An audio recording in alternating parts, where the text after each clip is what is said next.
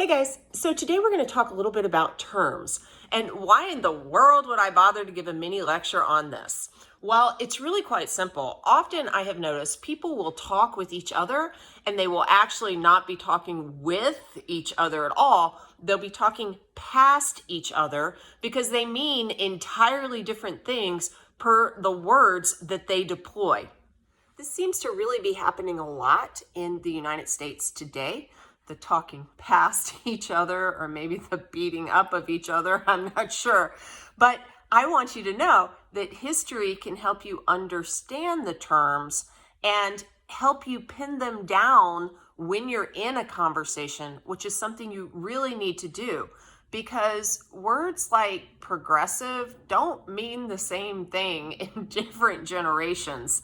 They just don't. Liberal doesn't always mean the same thing. Left, right, well, that essentially means the same thing. Let's start there. Where'd that come from? Left and right. What even are those things? Maybe your understanding is that Ronald Reagan was a man of the right and Barack Obama a man of the left.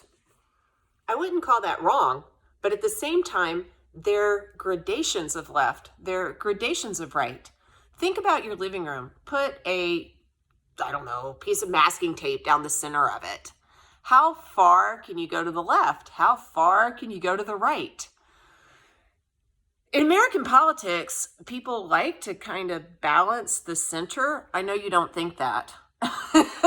It does not feel that way, but in our history, people have liked to be more to the center, and there's a reason for that as well. So let's go back to the origin of left, right. The American Revolution takes place. It breaks out in 1775. It's going to be hard fought until 1783 when the Treaty of Paris is signed. The colonies will have overthrown the mother country. Yay! We are an inspiration to the world. We are a shining city on a hill. And guess what? We are going to inspire some other revolutions. And one such revolution is going to be in France. Now, while the French Revolution will be inspired in great part by the American Revolution, it's going to look a lot different. What am I talking about? Well, they're historians in the United States, guys like Gordon S.Wood, who is a professor at Brown and one of the noted contributors to the historiography of the early U.S. Republic, who have said the American Revolution was a conservative revolution, whereas the French Revolution was something entirely different. What? Conservative, maybe he would even call the French Revolution progressive, though I'm not sure if that's the term he would hang on it. Certainly more revolutionary, though we fought a revolution, though what is the conservative? We're really talking about mindsets. So let's kind of explore the mindset of left and right a little bit via this term conservative revolution or possibly progressive revolution, revolutionary revolution. Ugh. There's a guy named G.K. Chesterton. He's a really famous fellow who was writing in the 1900s, a philosopher of sorts. And in 1929, he lays down an idea in one of his books. He says there's a fence or a gate in a field and someone comes across it. If you are more progressively minded, you see this fence and you're like, let's tear that sucker down. Why is there a fence out here? We don't like fences. This is a beautiful field. We don't need a fence. If you're more conservatively minded, you stumble across the same fence and you say to yourself, why is the fence here? What purpose does it serve? Well, is there a bull in the field? I don't know. Maybe we should consider that first before we move it or we tear it down. If you were in the American Revolution, this fence is really the British tradition, the British government. the inheritance of British thinking and philosophy, which is really balanced on a Western tradition of ideas and ideals.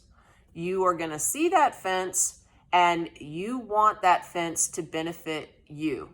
In fact, what you are going to think is that some of these things that are happening to you during the pre-revolutionary era are examples of you not getting to use the fence.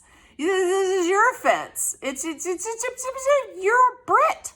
You've got rights and you want to conserve them. You want to conserve your liberty. And to do that, you might have to tear down part of the fence that's being held by the king. Okay, that's a pretty revolutionary act, but you don't want to tear down all of it. Maybe you want to take pieces of the fence and transport them and reconfigure them to some degree, but you're going to conserve part of the fence. You get it? If you're a French revolutionary, you come across that fence and you're like, burn it. We're going to tear that sucker down. So this gets me back to this term left, right, which I'm really trying to explain to you as well. During the French Revolution, you end up having a National Assembly, and as kind of factions form, people who want to essentially burn down the fence start sitting on the left, and people who want to keep tradition in place are more on the right. And the people who are trying to kind of walk between these two camps are in the middle. So the more radically minded, burn it down, left. The more tradition minded, the conservers of the fence, right. Now, in France, if you're on the right during this revolutionary era, those guys are going to get killed. Killed in the terror. And a lot of the guys in the middle as well, as revolution kind of really burns brightly. And even some of the people who are on the left, guys like Robespierre, will lose their heads because nothing contains it. All the fences are gone. Now recall, I said that Americans tend to have politics that are closer to the center rather than really far left or really far right, that there are gradations of these things. The French Revolution is kind of an extreme. People don't normally burn it all down, root and branch. But the American Revolution had some people within it that I don't want to dismiss who were root and branch burner types. Let's talk Thomas Jefferson for a second. He lays down some ideas in the Declaration of Independence that are mind-blowing.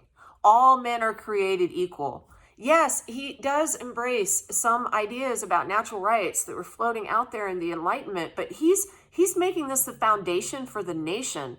This is setting up the big ideal for what the United States will become.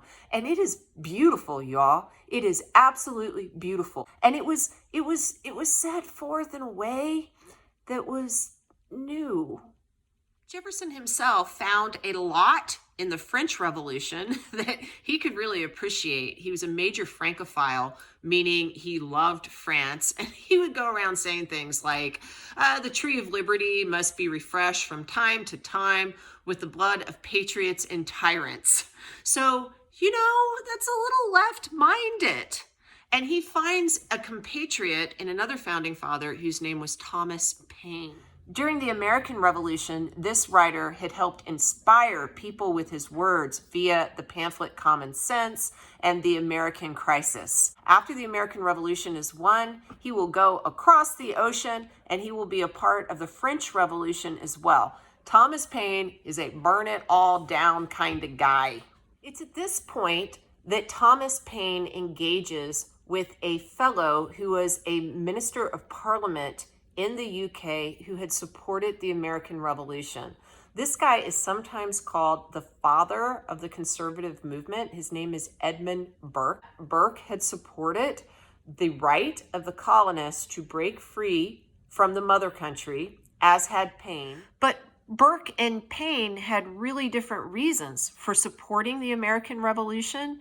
They had different visions of what the future in the United States would be, and they really thought differently about the French Revolution. A political historian named Yuval Levine comes up with an idea that Paine and Burke essentially represent different mindsets about what a liberal society is. Both of them believe in freedom. Both of them believe in individual rights. Both of them disliked slavery. Thomas Paine never engaged with this institution. Edmund Burke will openly support Wilberforce and his efforts to outlaw the slave trade in Great Britain. Both would come to think that the other was wrong-headed. Yet, both could exist within the ideas of the American Revolution. There was the tearing down of part of the fence via Paine. There was a conserving of part of the fence via Burke. From the very beginning of American history, you had a valuing of liberty and order. So you could have two different forces that really see the world differently, kind of engaged with one another in the same field, looking at the fence and figuring out what part we're going to take down, what part we're going to leave up, how we're going to reconfigure things and live together. When you're thinking about terms, I would say that Edmund Burke was a liberal, Thomas Paine was a liberal, but Edmund Burke was the father of conservatism, so you could call him a conservative. Define what you mean. In the United States, when you're talking about liberal as a person who believes in freedom, you probably have a spectrum of right, left, based on how you see preservation of freedom, what you believe is the best way to keep people free. And there are no perfect spots on the graph. I mentioned Thomas Jefferson. He was a guy I would put on the left if we were in France in the National Assembly thinking about the French Revolution.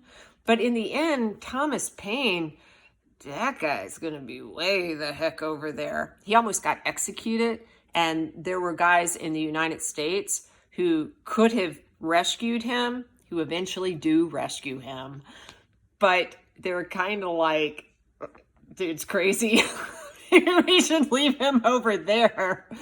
Thomas Jefferson was not as far on the left as Paine. But since you have both the Jeffersonian and Paine influence in our revolution, along with more Burkean thought, or founding fathers that I would make more conservative, more traditionalist, guys like George Washington or John Adams, you have a mishmash. You don't have the masking tape in the middle of the living room. It's not quite that simple, which makes American history and politics even more complicated than history and politics always are everywhere.